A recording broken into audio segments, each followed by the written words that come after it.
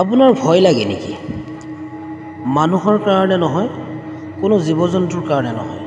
যদি আপোনাৰ এনেকুৱা ভয়, দেওভূতৰ কাৰণে, জিন খবিচৰ ভয়ৰ কাৰণে যদি আপোনাৰ ভয় লাগে যে মই ৰাতি ঘৰৰ পৰা ওলাব নোৱাৰোঁ, অকলে খুব ভয় লাগে। যেতিয়া ৰাতি বিচনাত শুই থকা যায়, সেই সময়ত এনেকুৱা অনুভৱ হয় যে মোৰ কাষত কিবা এটা বস্তু থিয় হৈ আছে, যেন মোক কিবা এটা বস্তুই আৱাজ দিছে, বা কোনোবাই এনেকৈ দেখা পায় সপোনত খুব ভয়ানক সপোন দেখে আৰু ৰাতি চিঞৰি দিয়ে। বহুত মানুহ এনেকুৱা আছে যিয়ে ৰাতিৰ অন্ধকাৰত অকলে যাব নোৱাৰে। যদি অকলে গমন কৰিলে এনেকুৱা অনুভৱ হয় মোৰ পিছে পিছে কিবা এটা বস্তু আহি আছে, তেনেকুৱা অনুভৱ হয় নেকি? হয়।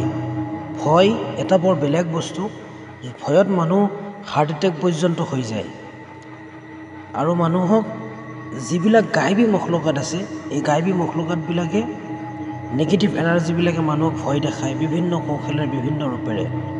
তো সেই ভয় যদি আপোনাৰ দিলত আছে, যিকোনো কাৰণতে যদি আপোনাৰ ভয় লাগে, উঠোঁতে বহোঁতে, ৰাতি বাহিৰত যাওঁতে, যিকোনো সময়ত যদি আপোনাৰ এনেকুৱা ভয় অনুভৱ হয় যে মোৰ কাষত কিবা এটা বস্তু আছে, মই অকলে যাব নোৱাৰোঁ, সৌটো ঘৰত গ'লে মোৰ ভয় লাগে, বাথৰুমত গ'লে মোৰ ভয় লাগে, যদি তেনেকুৱা ভয় আছে, সেই ভয়ৰ পৰা একেবাৰে পৰিত্ৰাণ পাব, ভয় নোহোৱা হৈ যাব। এটা দোৱা আছে, খুব সুন্দৰ দোৱা। সেই দোৱাটো আপোনালোকে যদি আমল কৰে, পঢ়ে দৈনিক দিনে 3 বাৰ 5 বাৰ, নিশ্চয় এই ভয় অতি সোনকালে একেবাৰে নাইকিয়া হৈ যাব। নিশ্চয় এই আমলটো আপোনালোকে কৰিব।